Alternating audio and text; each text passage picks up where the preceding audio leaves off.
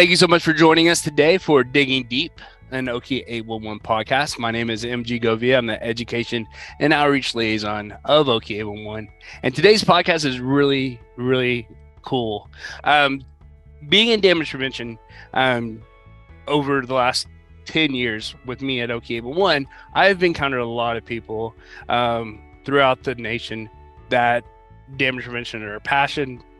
Say public awareness is our drive, and one of those people that I look up to a lot, a mentor of mine, is Tracey Bryant. And Tracey is with CenterPoint, and CenterPoint no longer has any assets in Oklahoma yet.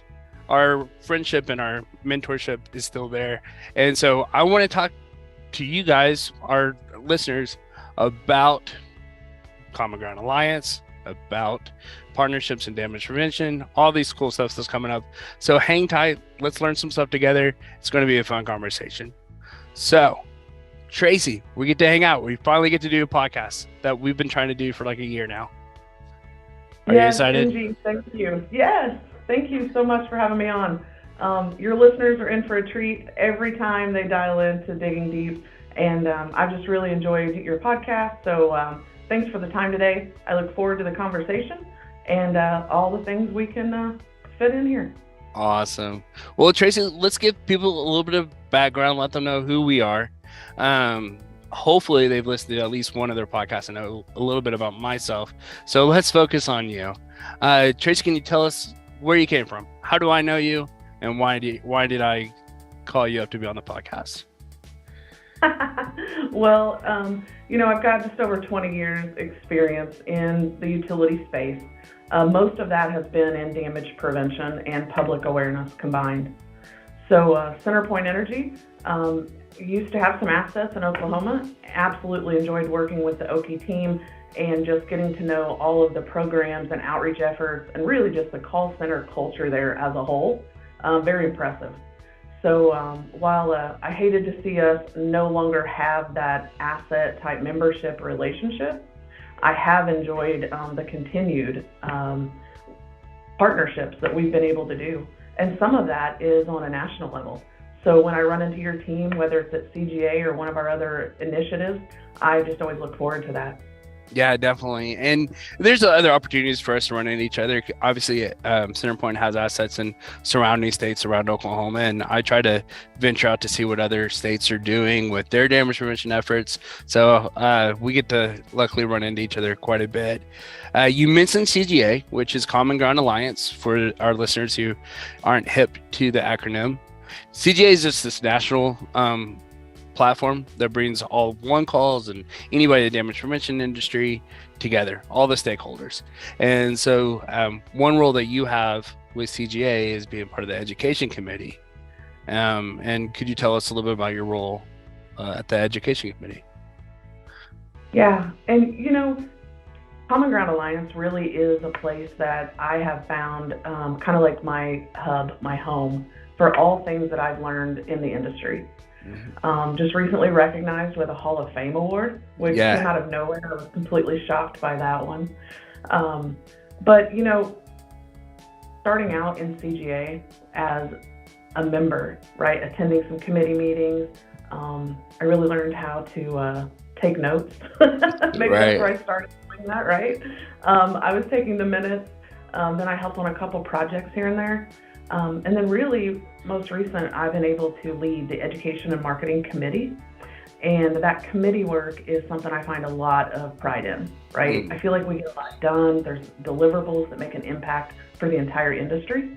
And as a co-chair, I'm really just harnessing all the talent and the volunteer hours that are put into there and trying to, keep us focused in the right direction and capitalize on all of the folks that show up to those meetings and are willing to put in the work to make those things happen. Awesome. I'm excited about some of the newest releases from that committee. I just recently watched the video that was released for the excavators, helping. It's a national thing. Unfortunately, there's some waste in the system. Maybe excavators are calling in locate requests that aren't necessarily needed for work that's going to be done during the life of a ticket. They're just planning ahead the what if tickets, or I might need to come back tickets. And so the committee put together a good video to kind of let contractors and excavators know how that impacts the system. And I thought that was really, really well done. It's available now where I can get it out to everybody, right? It is. So Common Ground Alliance /excavate. And then if you search the YouTube channel, it's on CGA's website. A product we're really proud to launch. And very new, like you mentioned. Kind of the history of that touches on exactly what you covered there, MG, with the extra noise and the excessive ticket volume that we sometimes find in the system. We do not want this effort to detour folks from using 811, right? There's still quite a bit of folks across the country that we're trying to educate on using the system and understanding that it's free and it's the law. But then there's another group of folks that may be our heavy users. And those heavy users sometimes may not understand the impact they have on the rest of the stakeholders in that 811 process. So as we navigate that conversation, we were careful to balance it that says, hey, absolutely, keep using 811. Everyone is welcome.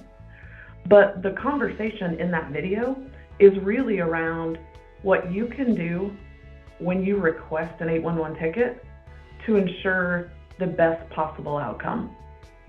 And so this piece of the campaign does talk to our excavators, and it lets them know that when you request a ticket, make sure that if you only need the west side of the road, you're not saying mark both sides of the road and entire property, right?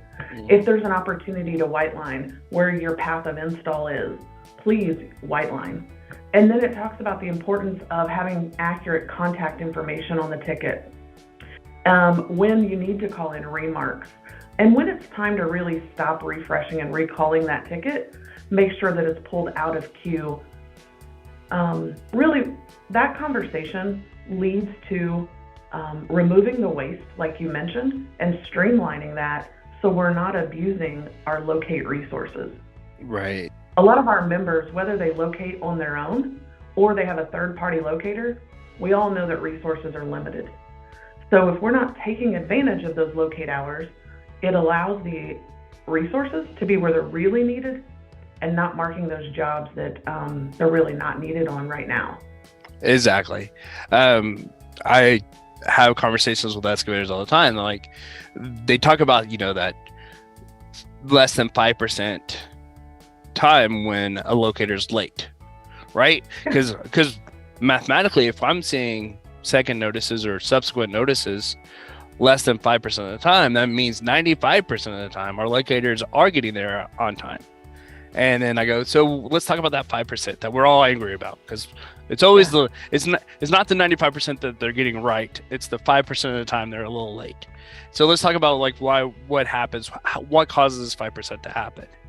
And then we talk about the amount of tickets that are out there. Oklahoma last year had our record year. I think you may know this, but we had 1.1 million tickets last year. We're pretty proud of that. First time over a million. So that means that an average of 6 companies are notified per locate request in Oklahoma. So that means 6 million locates had to be processed. 6 million. And we all know about the pandemic, our labor shortages, and all these other stuff. So out of that 6 million, only 5% were resulted in a second notice or resulted in a subsequent, hey, you're late notice. So that means overall it's okay. But what if we got rid of the noise? What if we got rid of the update that isn't necessary? What if we got rid of the call that was nothing more than really a design call where you're not digging for a year? Like, let's talk about what we're doing to help out those locators, and then improve on top of that. And so our big mission here in Oklahoma, and a phrase that we're using over and over and over, is I want to be known more than just a notification center.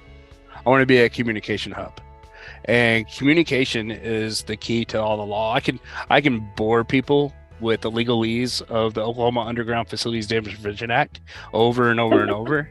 But if I just say, hey, you're contacting the excavator's contacting us to communicate with a member company, and that member company is then communicating back to that excavator where their lines are. We're a communication hub, and if we can improve that communication, then everything will be better. And to remove waste is not calling people when you don't have anything to say, right? So I'm helping in that way as best as I can anyway. So I'm excited about your video. I said all that to say I'm excited about the video.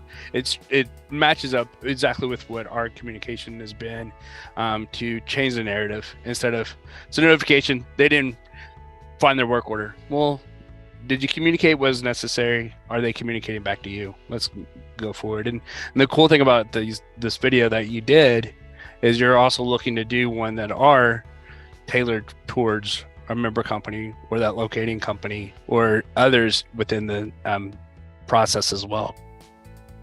Yeah, and it's important to understand there's a lot of stakeholders in the entire process, and they've all got responsibility. So just like you mentioned, Okie may be really great, and you're hitting that 95% mark in Oklahoma. Not all states are at that level, right? So we understand that across the country, there are some locators, maybe a small municipality, all the way up to the largest utilities in the country, that have a problem right now meeting the demand. So as they navigate that demand, communication becomes vital. Mm-hmm. And as you were talking about that, it reminded me of that next video that's coming out. So I mentioned it's a campaign, right? The first conversation is with the excavators. And the next conversation is in a final draft now. We're excited to share it, work through that with the task team, and get a final product out here that starts the conversation with the utility and the responsibility to mark on time and accurately. So the things that the member can do for their part of that 811 process. I think you're going to see this video talks a lot about having accurate maps and records when possible. Making sure that if there is a delay in markings, that's coordinated with the excavator, so we're still able to meet their needs. Mm-hmm. We know that these excavators, the most valuable thing to them right now is time. Time is money in that space. So as a utility and a member of 811, we've got to hold up our end of the deal and take care of those excavators. If there's a shift in schedule, make sure that we're meeting both needs and keeping everybody progressing when possible. So that next part of the conversation really does talk about the responsibility of the member and what we can do. And MG, you mentioned there too that the 811 centers across the country really see themselves as a communication hub, right? You guys do so much more than just take the phone calls and send the tickets. Having accurate contact information with the state one call center is very important. So that's also going to be part of that conversation, in that make sure the one call center knows who to call at the member whenever there is something that needs to be worked out in the field, right? It's great to have a billing contact, but what about when there's an issue in the field and this excavator really needs to talk to somebody about the paint and flags on the ground? Let's have some really good contacts so that those conversations can just foster better damage prevention. Yeah, in my progression here at OK811, I worked in our member services for a couple of years, and member services is exactly what it sounds like. It's a department where we make sure data is up to date, whether it's mapping, whether it's contacts, whether it's where the tickets are transmitted to, things of that nature. And every year we do a campaign trying to get people to update their information, make sure everything's up and up, and we improve that process. And we got to about where 80% of our member companies were updating every year with us. And we have like 1,300 members. So it's a lot, right? So 80%, good. But what's up with this 20%? So I went on this campaign. I went rogue. I just started calling people, trying to figure out why they weren't responding to our emails and our requests. And I got a hold of a rural water system. And this rural water system, I don't remember which one. So listeners, if you're part of this rural water system, don't get mad at me. Right. But I get a hold of this rural water system and I ask for this name, and they're like, who is this? And I was like, this is OK1. And they're like, what's OK1? I'm like, this is not a good conversation. We're off to a terrible start. If you don't know who I am, not me personally, but my company, we're off to a bad start. And so I was like, well, we're the call before you dig company. People call, they're going to dig around your water. And they're like, oh, yeah, I've heard of that. I was like, yeah, so we send the tickets to this email address. Oh, really? And I was like, yeah, is that this guy's name? Email? And they go, yeah. I go, cool. Can I talk to him? No. I was like, why not? And he's like, he's been dead for like 2 years. Oh, so we've been, yes. So this is just real life, right? So the rural water system's back up and running. They're receiving their tickets. Everything's good. We all miss that guy, but at least there's rural water systems back on the up and up. They're receiving the locate requests, but that goes along with what you're saying. We have to not only set you up when you come in, and we're like, cool, hope that person's there forever, and we're gonna email them forever. Things happen, so we need that communication with our member companies as well. Wow, that was a flashback. You mentioned, well, you mentioned flashback. I think in one of your previous podcasts, you had shared with us your career path, right? So you started out on the phones there at Oki and kind of joined the organization, not knowing a lot about the industry, right? Mm-hmm. I had a very similar start in the industry. I joined the utility business via the unemployment office, right? Okay. So I was looking for a job, early 20s, and I'm like, hey, I got to go to work somewhere else than where I'm at. Right. So I got this interview for the local gas company working on the phones. And I talked to a lot of people that were moving in and out of a residence. They couldn't pay their bill, or they were calling in to make a payment. So I spent a lot of time on our phones at the call center, talking directly to our customers. And shortly after that, a few years go by, and I get an opportunity to have this public awareness role. And that was with the rollout of RP 1162 and this federal regulation that says, hey, as a gas utility, you have a responsibility to educate these 4 stakeholders on these key messages. And I remember reading that job description and then going out and learning, what is this RP 1162 thing that, this job's all about. Mm-hmm. It didn't take me long exploring that role to just really think that would be awesome, right? So I am in no way qualified to be a firefighter. I'm not going to be a policeman carrying a gun. That's not my speed. But man, if I can save the world and impact lives with this job, and that's how I read into that. And I'm like, man, there's so much opportunity. Mm-hmm. And so my career, I've been blessed with these opportunities just given to me to be able to make a difference, right? Mm-hmm. And there's so many campaigns. I've not had one as cool as canning up some of our custom beer, but the things that we have been able to do, I really feel like makes a difference in the industry. Mm. Yeah, definitely. I've seen some things that CenterPoint has done while you were here in Oklahoma. Also, even just through LinkedIn and stuff like that, where I know you make a concerted effort every National Safe Digging Month, every 811 day, locator awareness week. We do all kinds of stuff, and I see what you do. I said at the beginning of this podcast, and you know this, so this isn't a surprise to you. There's a reason you're a Hall of Famer. You're definitely someone that I look up to within the industry. It gives me some direction sometimes, but I do get to do fun stuff like make a video. I think what is in common with you and I is, we may not have shown up at the industry's door just ready to go and be like, you know what, I love talking about digging. I love talking about pipelines. Maybe that's not where we walked in the door for, but once we dig it in the door, all of a sudden there's this passion that develops, and we realize, just like you said, hey, I may not be a firefighter ready to run into a burning building, but I can be this voice that helps people not to get into bad situations in the first place. So that's what my goal is. I love it. One of the things when we think about the progression of damage prevention and our whole public awareness efforts, we've been doing this for a long time. Yeah. And we feel like you kind of get that tired message about telling people to call before you dig. And it's like there's still an awareness effort needed out there. We have stakeholders and adults entering the workforce every year that are not familiar with buried utility safety, right? But then we also have this more mature campaign to educate those folks that have already heard from us, and they use the system.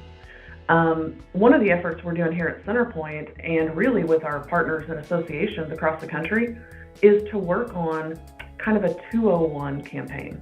How do we balance awareness and education both? So we do not want to leave behind our awareness campaigns that have been successful. That kind of has its place and will always exist and be needed. But now we see that a lot of our excavators are getting, the risk is coming when they're hand digging, right? So we've got them to call, we've got them to respect the tolerance zone. Now they're using shovels and tools and they're hitting us with a shovel.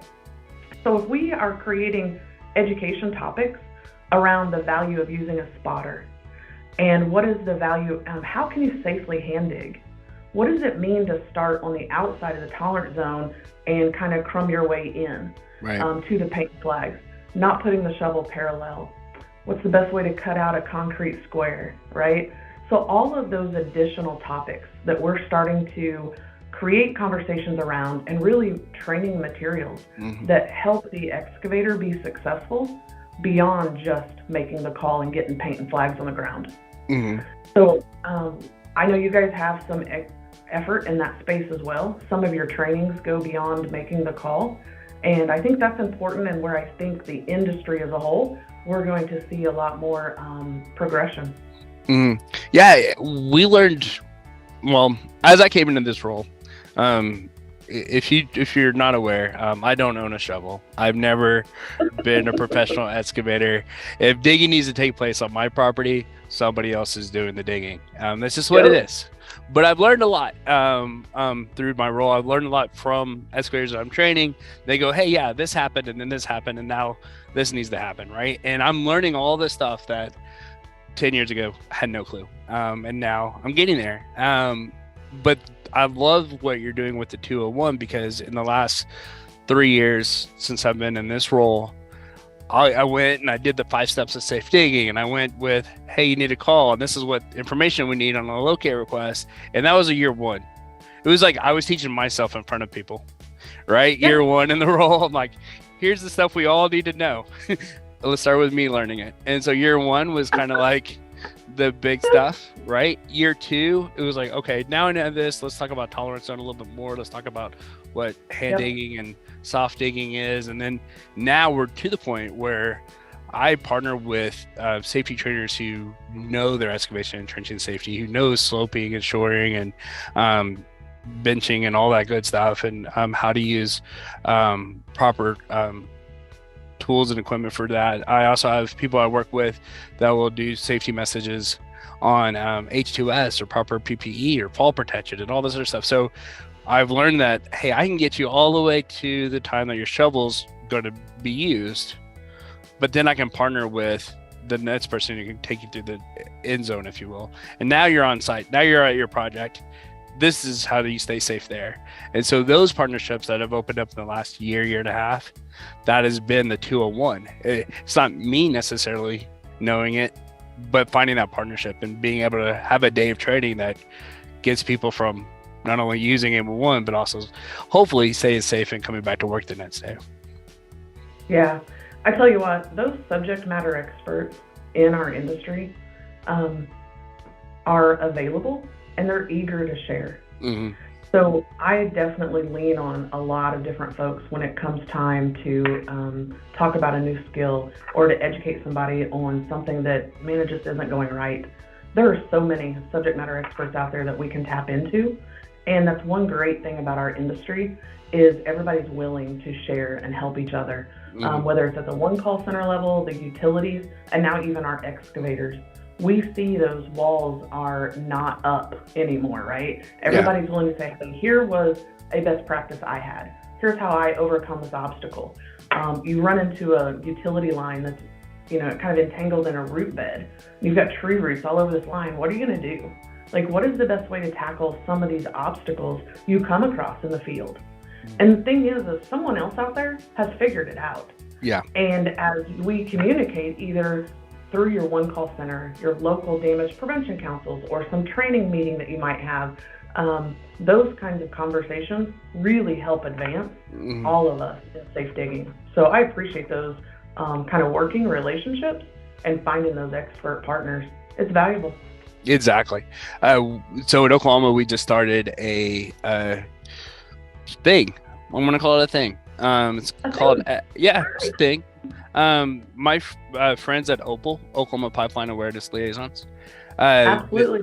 They partnered with me, and they wanted to reach the excavation community, not in a traditional DPC, a damage prevention council, like other states have, but a new way of having an open forum and discussion. And so we partnered up, and we've created a thing called excavation community meetings. And so once a month, we will let people come in, usually a Teams meeting, jump in, talk about improving the 811 process. Not to the point like an operating committee would do, like trying to figure out stuff. We say, this is what the parameters of 811 are. Here's how much notification is necessary. This is how mandatory positive response works. This is the process as a whole, where your hangups. And then, like, for instance, on our first meeting, when there was a company who was talking about not getting, if there is a late locate, being on site and having to call in a second notice and then waiting again. And I get that. Well, another excavator company that was in there was like, we don't mobilize until we see positive response from everybody. So we don't even go to a site unless positive response has been received by everybody. And if positive response hasn't been received, we do second notice from the office. We're not mobilizing. We're mobilizing somewhere else. And so obviously these are two different sides of excavation companies. There's, Jim and Bob trying to do a couple of fence jobs, and then there's this big, huge construction company. But just hearing different ways to tackle those problems is exactly what you're talking about. Those partnerships, when you get to sit around and go, yeah, this is my parameters. I gave 3 business days notice, but I'm not ready to go yet because I haven't gotten it. Well, don't go. Just put in that second notice. That's going to improve the communication, which is what we're all about going forward. So that's something that's new. So listeners, if you have not been invited to the excavation community meetings, let me know. Shoot me an email, education@ok11.org, and we'll throw you on the list. We definitely want your voice to be heard, so we can help people use the 811 process even better in our state. So, I like that a lot. Those excavator community meetings, the thing that you've started there, right, really just provides a platform for everybody to know, at least on some frequency, there is a place they can go, be heard, maybe get solutions and collaboration with their damage prevention partners. Right. Something else that comes out of those, every time I get some damage prevention folks in a room, I always talk about, like, what's next? Like, what is our ultimate goal? What's coming up? And I don't know about you, but I always think about, like, what's the Amazon of 811, right? Right. Damage prevention that completely turns us on our side and makes it very cool. Will we ever get away from paint and flags on the ground? Will we get to a point where we're exchanging maps and records, or using some really cool VR technology, right, where you're putting on goggles and seeing what's under the ground? Or will backhoe buckets have sensors that tell them when they're getting close to locate tracer wire? All of those things I kind of wonder about, like, what is next? What's going to be out there? Anything you have in mind? I'm almost mad at you right now.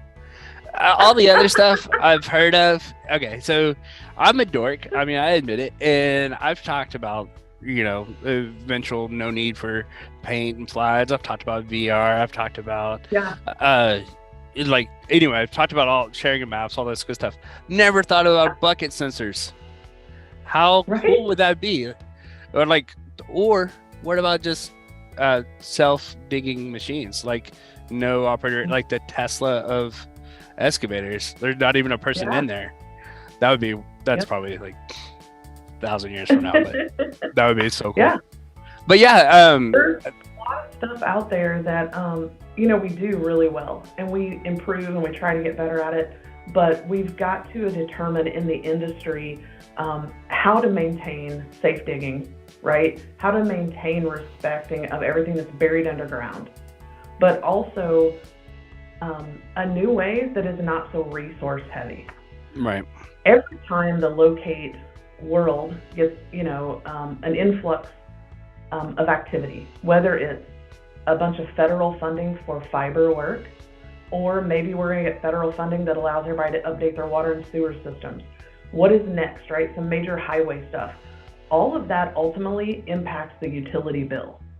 Mm-hmm. And if we think about this from grandma's gas bill and the aspect of what can I do better, leaner, quicker, safer, that will also reduce the cost of our business, I'm ultimately reducing the cost of grandma's gas bill, right, or her electric utility bill. So I kind of look at it through that lens, and making sure that all of our members get an opportunity to streamline the service while we still maintain that safe and accurate kind of locate model.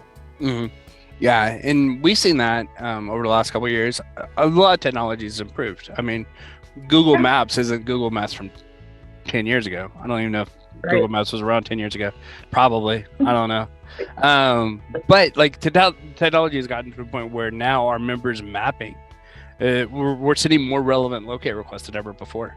I mean, they used to get locates that were within half a mile. Now they're getting locates that are within 500 feet or less, depending on how confident they are on their mapping. So that's there as well. And then on our end, our mapping has improved, which makes it better for relevant locate requests. So I think that helps when it comes to the demand. Hey, let's send you out where hopefully around 70% of your tickets, you actually have to go there. Yeah. It's not 30, or only 30% are all clear and no conflict. If we can get you there most of the time when you need to be there, then the process is working. But we never want to risk you need to be there and you missed it. So there's a fine line that we always want to work with when it comes to that, the buffer, if you will. But it's something that, the technology is improving that much on just the mapping and our confidence in mapping. I think the next things are going to be the digital white lining. What that looks like necessarily, is it going to be mapping only, or that's going to be available on the ticket, or is it going to be something that you download on your phone and now like how does that work? I'm curious how that's going to be. And then of course the opportunity for people to share maps. Yeah, you're over in that right away. Here's where my stuff is. Here's all the GPS points for the run. You can go mark it yourself. Just curious how that will look like in the future. Those conversations are very active. And we started out today talking about the Common Ground Alliance. And I would encourage your listeners, if they have not visited commongroundalliance.com and just being able to see what resources are out there, please do. There's a lot of folks with a lot of great ideas that can plug into these conversations and help us kind of achieve that next level. The CGA is a great platform. Some of your state associations have that. Really, because you have listeners that are here, we already know that they have a passion or an interest in damage prevention. So I would just encourage them to continue to get plugged in, right? Think beyond state borders. How can you help the industry? And if you have an idea, show up somewhere that your idea can be heard. Exactly. There's a lot of us folks out here that are eager to work on a collaborative effort. And so I would just encourage everybody to continue to share your ideas, think about what is next, and sometimes just sharing the obstacle, right? Telling us what is really the pain point, where are things failing, and then we work towards solutions that not only help there, but they can really help across the entire country. Mm-hmm. Yeah, and that's what I really liked about this role, and being a part of CGA and other national organizations, is seeing, hey, you know what? This one thing that Colorado did in their law helped improve something, and Oklahoma hadn't even thought of it. So let's do that. Or I'll see something really cool, like someone made a beer, and then I'll be like, I'm going to do that too. It just depends. It's all over the board, all over the place. It is. The So fun stuff that sometimes, sorry about that, is our marketing efforts, right? yeah, So we get to see, and that's the fun thing is like for 811 Day, we just coming off of that national holiday for your listeners, the timing right now, we're just kind of rolling off of that. But CenterPoint Energy really allows us to show up for 811 Day. And across 5 different states, we hired a dozen Kona ice trucks.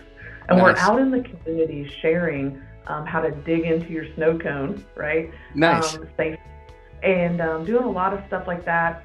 What we're doing with that effort is trying to reach folks when they're an active digger. So we're showing up at the Home Depots, the hardware stores, the nurseries, and places like that where we're going to leave a memorable impression. Mm-hmm. And when they think about that Kona ice truck or they go back to that Home Depot, they're going to think about, oh yeah, I remember that time CenterPoint was here and I was supposed to call 811, right? Right. So that message resonates a little different when there's a conversation with it. That's something creative we just wrapped up. Second year that we've done that. We really enjoy it, as well as a lot of social media posts that we were able to gain this year. We just sent some 811 cookies or personally delivered those to community leaders, whether it was the media, the fire department, and some other folks. I think one of my biggest successes last week on 811 Day was getting the Houston Fire Department made a post about 811 and safe digging. Nice. They had 99,000 followers, right? Yeah. So when you think about that, and we do create partners in the industry, having someone like a trusted fire department that already has that relationship and the followers to share that message, I mean, that's just something more than any of our budgets could buy, right? Right, exactly. When that message comes from a fire department. Right. So several of those across the country in 6 states, and they just really add up to moving that needle on awareness and the importance of our entire mission here, right? Yeah, and it's really cool to see that because back in April, so CenterPoint, who no longer is in Oklahoma, the company that replaced them is called Summit Utilities, and down in the area of Lawton. And so I went down to Lawton in April and hung out with Tim Teal, who's part of Summit. And we went to the mayor and hung out, and he declared National Safe Digging Month for the city of Lawton. And we, when we sent out cookies to 70 mayors or town leaders. So we did that in April. And then my personal favorite, because I stole it from another 811 center, is I went and got a whole bunch of dog swag. So I got some water bowls. I heard about this. Some bag fire hydrants, and what else? And these rope toys. And I went to Oklahoma City's animal welfare. Went in there and took photos with all these dogs and just said, this dog is available for adoption. Yep. Always call 811 before you let your dog dig, blah, blah, blah. Like just silly stuff. But so we end up getting shared because of these amazingly cute dogs. And it's not the Houston Fire Department by any means, but there's more people following an animal shelter than OK 811. It's just, so that was really cool. So we figured out some new ways to get in front of people back in April, and then in August is when we do our beer. And so this was our second year of doing that. So we did that pineapple Mexican lager this year. This podcast is going to be published in early October. So if you have not had our beer by then, guys, you need to go to your local liquor store, ask for it. It'll be delivered to you. If you have any questions, shoot me an email. Okay. But yeah, so that'll be our second year in a row doing that. Oh, sorry. I was going to say, you've got to get the important stuff in there. Let everybody know where they can get their Okie 811 beer at this year. That is such a fun campaign that so many of us look up to. So great job on that. Yeah, and I'll hold a six pack for you, of course, Tracey. So we'll figure out when we can meet up. It's good stuff. We did good this year. I got to try some of it last week during the 811 week, and it was really good. We want to ask you to subscribe to our podcast so that you can be the first to hear each new episode. If you are watching on YouTube, be sure to follow the channel for not only our podcast, but also educational videos on Oki 811 services. Follow us on social media to know of upcoming educational events, such as Safety Days or our Expo, or to know the next time we may be hiring. Thank you for listening to Digging Deep, an Oki 811 podcast. After you subscribe, be sure to share. Let's wrap this up. I'm sure our listeners are ready to. We could, but our listeners are probably like, "Man, I need to go to work now." So let's let them go to work. So, Tracey, again, I totally appreciate you being part of our podcast. You know that I look up to you a lot, and I appreciate all your mentorship over the last couple of years. Look forward to working with CGA and you going forward with all kinds of campaigns. So, with all that being said, is there just one last word you want to share with our listeners before we get out of here? Hey, if I just say welcome to the damage prevention industry, right? I've been doing this a lot of years, and for your listeners, whether they are a longtime listener in the industry or they're just joining this kind of effort of damage prevention, welcome. There's a lot of places to continue to get plugged in. You absolutely make a difference for your community, whether it's keeping the workers safe or the actual community itself. Damage prevention is extremely important. And thank you to everybody that's listening for what they do in our space. And don't be shy to speak up, get involved with your national associations, partner with your local utilities or the One Call Center, and just really enjoyed our time today, MG. Thanks for having me on. No, I had a blast. I thought this might be one of our best podcasts so far. You did not let me down. You did not. So I appreciate you so much. And again, listeners, I want to echo what Tracey said. Thank you for everything you do to keep Oklahoma safe, whether it's protection of those underground facilities or keeping your workers safe so they can come back to work the next day.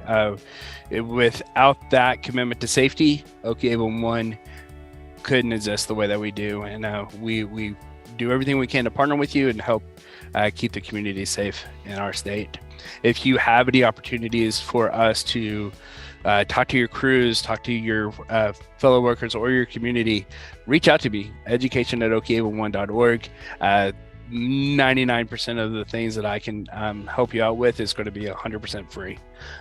So reach out to me. Let me see if I can help facilitate any opportunity for 811 education or education of any safe excavation practices. So with that, thank you again, Tracey. Been an awesome podcast, and I look forward to seeing you soon. And listeners, be sure to like, follow, share, tell all your friends about how our podcast is going, and we will catch you next month. Thank you, everybody. See you guys.